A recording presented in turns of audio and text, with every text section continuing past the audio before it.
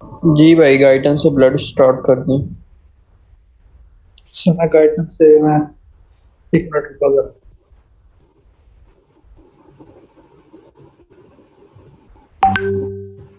Book नजर आ रही है? जी जी जी शरोज भाई, आ रही है नजर। भाई 1 मिनट दे दें, बस 1 मिनट।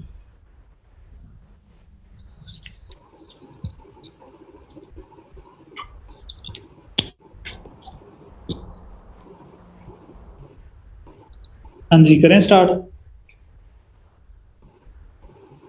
जी भाई, बिस्मिल्लाह करें। अच्छा यार, सबसे पहले देखो, आप लोगों का है रेड ब्लड सेल्स इधर लिखे हुए। इसको सिर्फ एक बार रीड कर लेना। और ये कुछ एमसीक्यूज के हवाले से जो चीज लगे ना, कोई पॉइंट, कोई चीज, किसी एंजाइम का नाम आ जाए या किसी और चीज का नाम आ जाए, तो उसको आप लोगों ने मार्क कर लेना है। जैसे ये इधर कार्बोनिक एनहाइड्रेस का फार्मूला, वैसे आप लोगों ने इतना पढ़ना याद हो जाएगा। लेकिन आपने ना ऐसी चीजें ना थोड़ा सा हाईलाइट कर लेनी। और जब आपने, हसन भाई ने भी पहले बताया था कि जब दूसरी बार आप लोगों ने करना है ना, तो आप लोगों ने बाकी कुछ भी नहीं पढ़ना, जो आप लोगों ने हाईलाइट किया हुआ सिर्फ वही पढ़ना है। ठीक है। उसके बाद ये shape and size of red blood cells, ये कोई नहीं इतना इंपॉर्टेंट। उसके बाद कंसंट्रेशन ऑफ, ये वाला पैराग्राफ है ना, जो quantity of haemoglobin in cells, ये काफी इंपॉर्टेंट है। इसका एक कॉन्सेप्ट मैं आप लोगों को बताता हूँ कि आपके जो 100 मिलीलीटर रेड ब्लड सेल्स होंगे ना, उनमें 34 ग्राम वो एक्यूमुलेट होगी हीमोग्लोबिन, 100 मिलीलीटर ऑफ सेल्स में। लेकिन आपका जब 100 मिलीलीटर ब्लड लेंगे, तो उसमें आपके सिर्फ 45% आरबीसीज होते हैं। तो 34 का 45% तकरीबन बनता है मेरे ख्याल में 14 या 15, इतना कुछ। ठीक है। तो आप लोग इस बात को कंफ्यूज कर जाते हो कि कितनी कंसंट्रेशन है 100 मिलीलीटर ब्लड में, और कितनी है 100 मिलीलीटर आरबीसीज में। जब आरबीसीज आएगा तो उसमें 34 ग्राम होगी, और जब ब्लड आएगा, क्योंकि उसमें 45% होंगे आरबीसीज, तो वो 15 ग्राम पर 100 मिलीलीटर होगी। ये बात की समझ आई है? जी भाई, जी समझ आ रही शरोज है। भाई, आ गई। अच्छा, उसके बाद ये है कि 15 मिलीग्राम जो है, 1 मिलीग्राम, 1 ग्राम वो करती है 1.34 ml ऑफ ऑक्सीजन को बाइंड। तो इसको मल्टीप्लाई करके आपने कंसंट्रेशन देख लेनी है। बस यही है। प्रोडक्शन ऑफ आरबीसीज है। तो ये दोबारा बताइएगा, 34 किस में होती है? 100 मिलीलीटर ब्लड में या आरबीसी में? 34, हाँ 34 ग्राम होगी 100 मिलीलीटर आरबीसी में। 15 ग्राम होगी 100 मिलीलीटर ब्लड में, क्योंकि ब्लड में 45% आरबीसी होते हैं, बाकी 55% प्लाज्मा होगा। 45% मतलब सेल्स होते हैं, उसमें हेमाटोक्रिट का लेवल 40 to 45% होता है, वो वेरी करेगा। लेकिन एवरेज कंसंट्रेशन इसकी 15 ग्राम पर 100 ml ऑफ ब्लड होती है हीमोग्लोबिन की।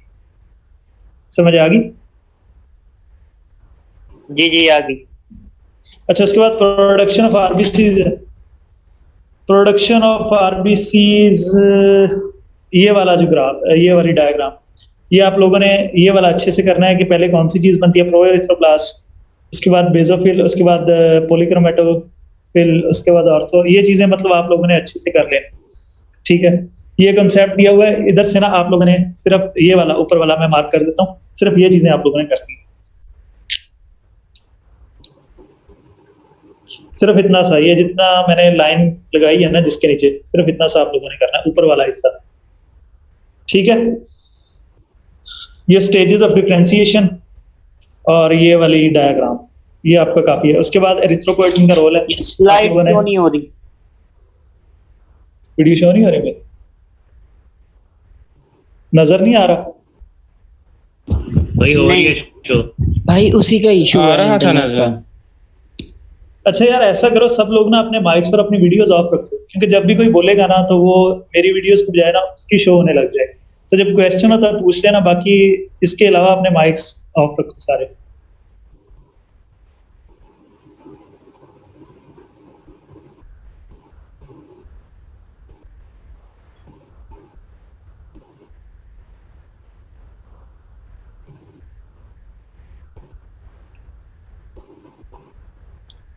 नजर आ रहा है? जी जी, अब आ रहा है।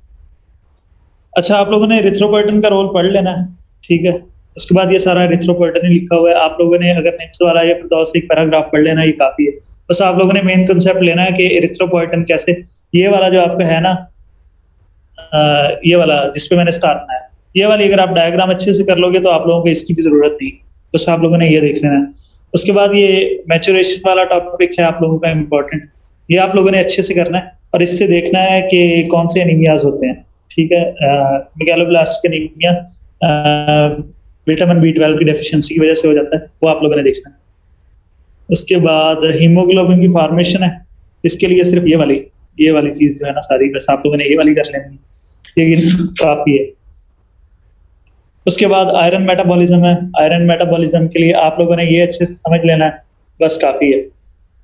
आप लोगों को पता होना चाहिए कि आयरन किधर से आ रहा है किधर जा रहा है, बस बाकी एक बार रीड कर लेना। लेकिन गाइटन की अच्छी बात ये है, इधर ना ये बने हुए हैं सारे ग्राफ्स और फ्लो चार्ट्स वगैरह, अगर आप लोग सिर्फ यही करते हो ना तो आप लोगों के लिए मोर देन इनफ है।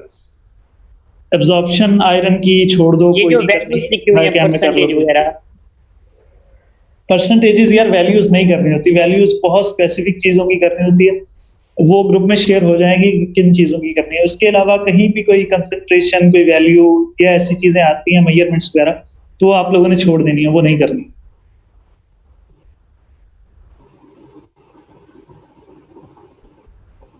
Got it? जी ठीक है। उसके बाद लाइफ स्पैन, ये सिर्फ इतना याद रखना है कि 120 डेज। उसके बाद एनीमिया आ जाओ। एनीमिया आप लोगों ने इधर से ये जो है 4 टाइप्स के एनीमिया, ये अच्छे से पढ़ने हैं और इनको समझना। अगर किसी को समझ नहीं आएगी तो मैं सोच रहा था इसकी ना मैं एक वीडियो डाल दूंगा, क्योंकि इसकी ना समझ नहीं आती, इसके क्लिनिकल्स की और इसकी, तो वो मैं एक वीडियो डाल दूंगा। तो वैसे आप लोगों ने अच्छे से इधर से करने हैं। और इसके अलावा आप लोगों ने अपनी प्रैक्टिकल नोटबुक उठानी है, उसमें जो है ना ब्लड इंडाइस वाला आपका प्रैक्टिकल, उसमें एनीमियाज की क्लासिफिकेशन लिखी हुई है, आप लोगों ने वो अच्छे से करनी है, ठीक है। भाई ये जी, निम्स से कर बेहतर। लेंगे तो फिर गाइडन से करने की तो जरूरत नहीं ना रहेगी, अगर हम निम्स से कर लेते हैं सारा, जैसे वो हफ्सा पिन हाँ, बताया सारा। अगर निम से कर रहे हो तो काफी है, मोर देन ठीक। इनफ है। अगर आप गाइटन यूज कर लो या निम्स यूज कर लो, गाइटन के साथ आपको अपनी प्रैक्टिकल नोटबुक यूज करनी पड़ेगी, वो आप यूज कर लेना, बाकी खैर है उसकी। अच्छा जी, एनीमियाज इधर से, और ब्लड इंडाइसिस वाले में जो उसकी क्लासिफिकेशन आप लोगों ने वो अच्छे से करनी है। उसके बाद पॉलीसाइथीमिया, आपने इन दोनों टाइप्स को अच्छे से करना है, बस आपने इस चैप्टर में से यही करना है जो मैंने मार्क करवाया है। एक बार मैं दोबारा दिखा देता हूँ सारा। ये आप लोगों ने पहला पेज रीड करना है सिर्फ, उसके बाद इसका सिर्फ ऊपर वाला हिस्सा करना है। ये डायग्राम आपने अच्छे से करनी है, ये जो दी हुई है ब्लड सेल पर। उसके बाद ये वाला फ्लो चार्ट अच्छे से करना है। एरिथ्रोपोएटिन वाला एक बार रीड कर लेना है। एब्जॉर्प्शन ऑफ आयरन वाला भी, हीमोग्लोबिन फॉर्मेशन वाला भी आपने यही फ्लो चार्ट अच्छे से प्रिपेयर कर लेना है। आयरन मेटाबॉलिज्म वाला भी ये वाला, इसके बस आप लोगों के लिए काफी है। लाइफ स्पैन आपने 120 डेज याद रखना है। एनीमियाज और पॉलीसाइथीमिया आप लोगों ने अच्छे से करना है। और ये जो चीज है ना एंड पे, इफेक्ट ऑफ पॉलीसाइथीमिया, ये अच्छे से करना है। ये एमसीक्यूज के लिए और एससीक्यूज के लिए काफी इंपॉर्टेंट है। वाइवा में पूछते हैं कि पॉलीसाइथीमिया का इफेक्ट क्या होता है, एनीमिया का इफेक्ट सीवीएस पे क्या होता है, कि आपका जो ये लिखा हुआ है इधर नीचे करके, इफेक्ट्स ऑफ एनीमिया, ये वाला टॉपिक आपका लिखा हुआ है ये वाला। और ये इफेक्ट्स ऑफ पॉलीसाइथीमिया, ये आप लोगों ने अच्छे से करना है। ये वाइवा में आपसे लाजमी पूछा जाएगा, लाजमी। अगर किसी ने एनीमिया या पॉलीसाइथीमिया पूछा तो वो इसके साथ इसका सीवीएस पे इफेक्ट लाजमी पूछता है, तो आप लोगों ने ये अच्छे से करना। बस आपका पहला चैप्टर खत्म। 33 में से, चैप्टर 33 में से किसी का कोई क्वेश्चन?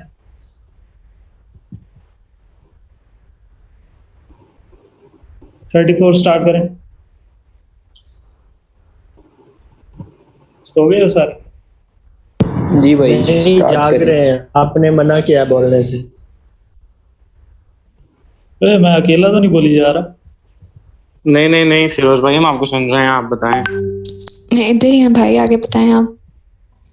यार मेरी आवाज बेशक हफ्सा जितनी प्यारी नहीं है, लेकिन बर्दाश्त करो, आप लोगों के फायदे की बात है। मुझे नींद आ रही है भाई आपकी आवाज सुन के।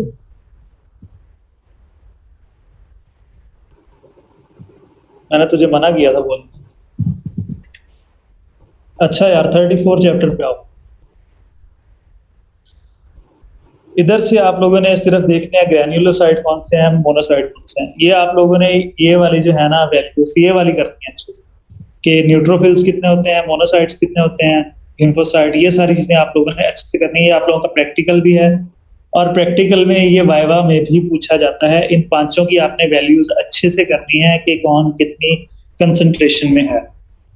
बाकी इधर से कुछ भी नहीं करने वाला। पहले पेज से सिर्फ आप लोगों ने देखना है कि ग्रैन्युलोसाइट कौन से हैं और ए ग्रैन्युलोसाइट कौन से, उनके नाम और इनकी कंसंट्रेशन, बस इसके अलावा कुछ भी नहीं करना।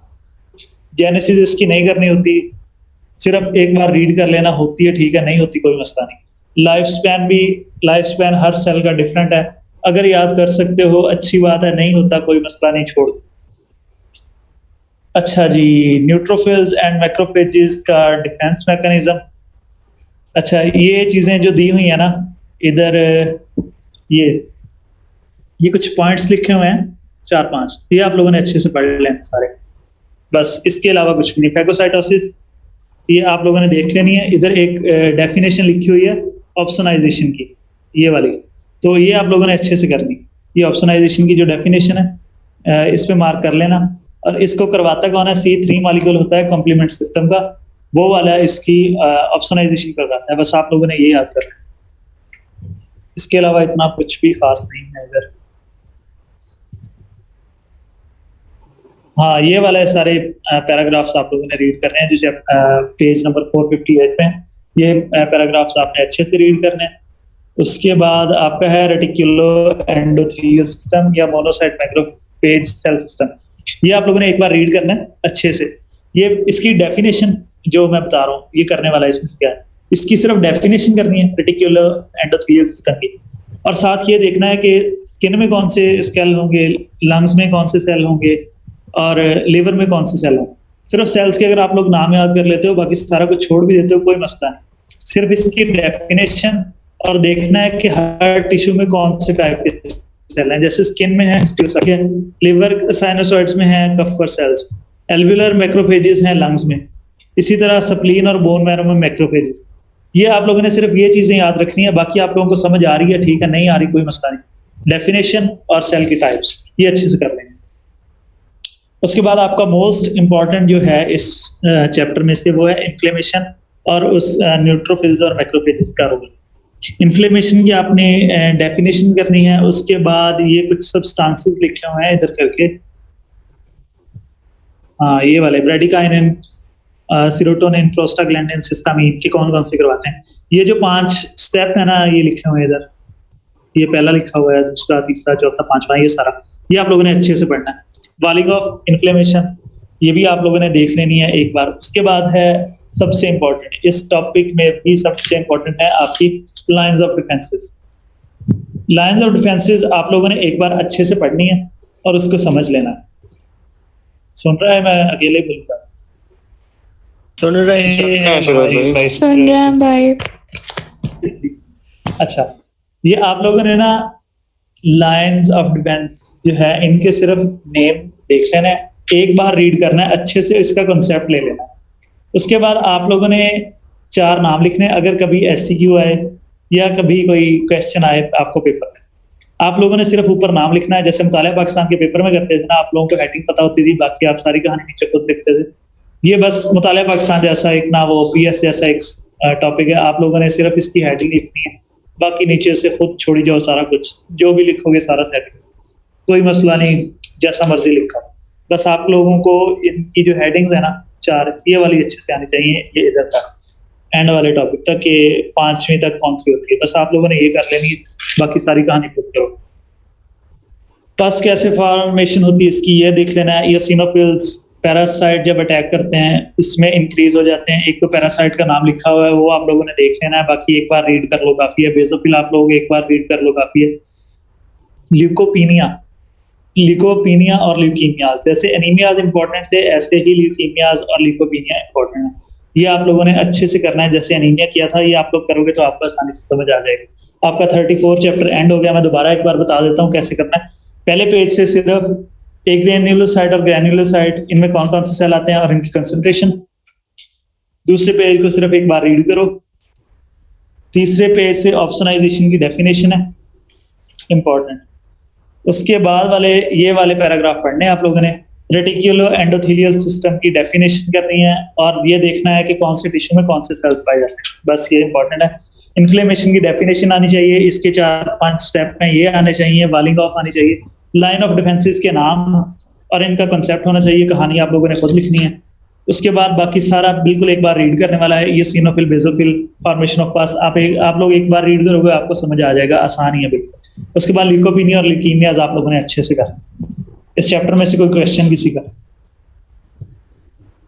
भाई जो बाकी रह गए उनको पढ़ना है कि रीड करना है कि बाकी छोड़ देना सारा? यार रीड कर लो एक बार। मैं यही कह रहा हूँ कि एक बार रीड करके ना, आप लोगों ने पहले हफ्सा ने भी बताया कि जो टॉपिक्स हम लोग बता रहे हैं ना कि आप लोगों ने ये अच्छे से करने हैं, उनको आपने उनका कंसेप्ट भी लेना है, आपने उनका रट्टा भी मारना है अच्छे से, जो भी आपने मतलब जोर लगा के करना है अपना।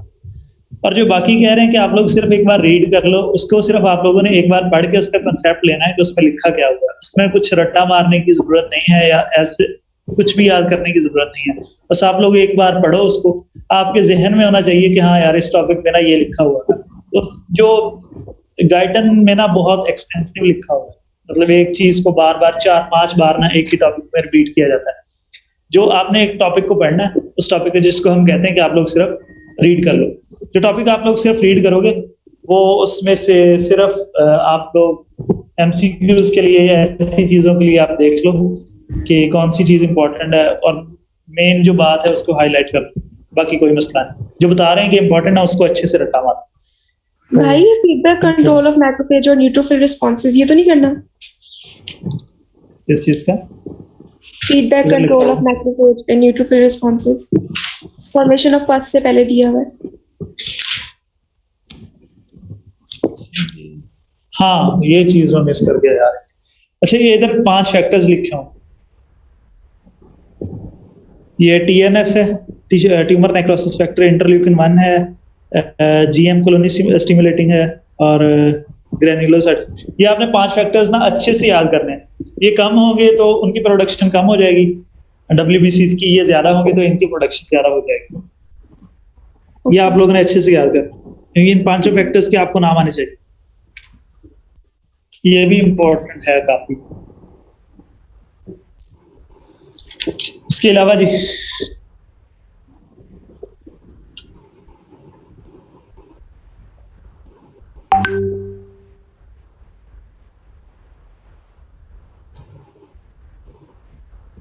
इसके अलावा किसी क्वेश्चन? ये इस चैप्टर में से कोई एक्स्ट्रा तो नहीं करना बाहर से किसी दूसरी बुक से? नहीं, किसी बुक से कुछ भी नहीं करना एक्स्ट्रा। ठीक हो गया।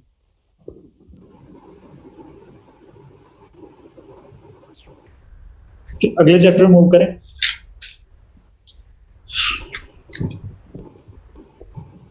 सारे लोग चले गए हैं, तो मेरा ख्याल काफी कम पार्टी यही नहीं, नहीं चलो हम तो कंटिन्यू करें।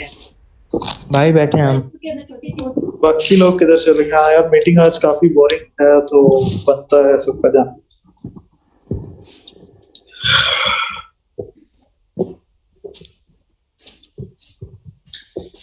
सुलेमान हाँ जी। पैटर्न पड़ी बस? नहीं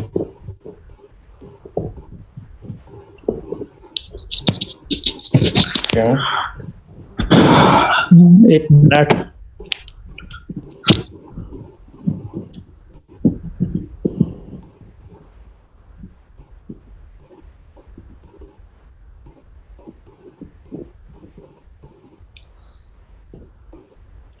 अच्छा बच्चों 1 मिनट जरा ना होल्ड करना। मैं अभी ना मेरा मोबाइल की बैटरी लो होगी है, तो मैं जरा चार्जिंग लगा के आपको बताता हूँ।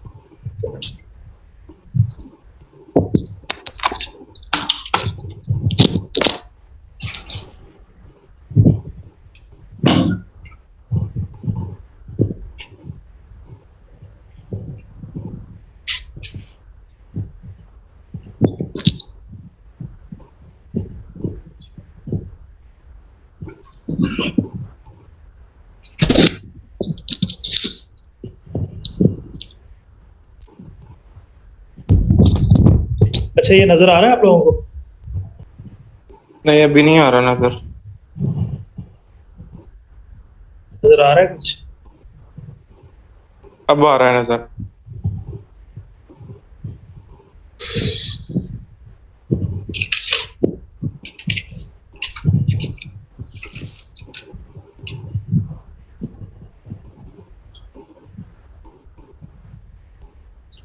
अच्छा जी, चैप्टर नंबर आपका 35 है। ये थोड़ा सा मुझे चार्जिंग पे लगा के ना इशू थोड़ा सा हो रहा है, कैमरा सही तरह नहीं आ रहा, उस फोकस नहीं कर।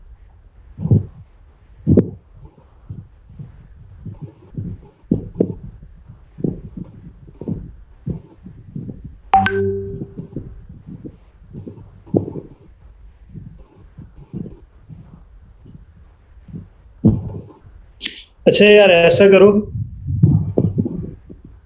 सुन रहे हो बात? जी जी सुन रहे हैं। जी भाई। जी शिरोज भाई सुन रहे हैं। अच्छा, आप लोगों के अगर कोई क्वेश्चंस है ना वो कर लो, तो बाकी ना इसकी मैं वीडियो बना के डाल दूँ। अभी ये सही तरह से फोकस नहीं हो रहा। ओके भाई, वीडियो ठीक है। चले सही है, सही है। मसला नहीं है। हाँ, वीडियो कि किसी का क्वेश्चन है वो पूछ ले। भाई वो आपकी मरियम है तो उनको कहते हैं वो नर्व फिजियोलॉजी का बता दें। हाँ, वो नर्व फिजियोलॉजी का ना वो बता देंगे। और बता हफ्सा दिया का भी वो ग्रुप में बता दिया भाई। बता दिया उन्होंने? जी बता दिया। जी भाई, ग्रुप में मैसेज कर दिया। अच्छा, एक बार ना जितने भी क्लास फेलोज हैं जितनों को आप कह सकते हो कि मीटिंग ज्वाइन करें, तो आप लोग ना अभी सबको मीटिंग ज्वाइन करवाएं। कुछ बातें आप लोगों से करनी भी हैं, कुछ बतानी भी हैं चीज़ों के अलावा। पार्टिसिपेंट्स काफ़ी कम है, तो जितने लोगों को आप लोग करवा सकते हैं ग्रुप में मैसेज कर दो कि सबको बुला रहे हैं मीटिंग, तो वो सारे एक बार ज्वाइन करें लास्ट में। ओके भाई। हाँ, सबको कॉल या CR की तरह तुम लोगों का, उसको कहो कि अनाउंसमेंट में मैसेज करें कि सब लोग मीटिंग ज्वाइन करें।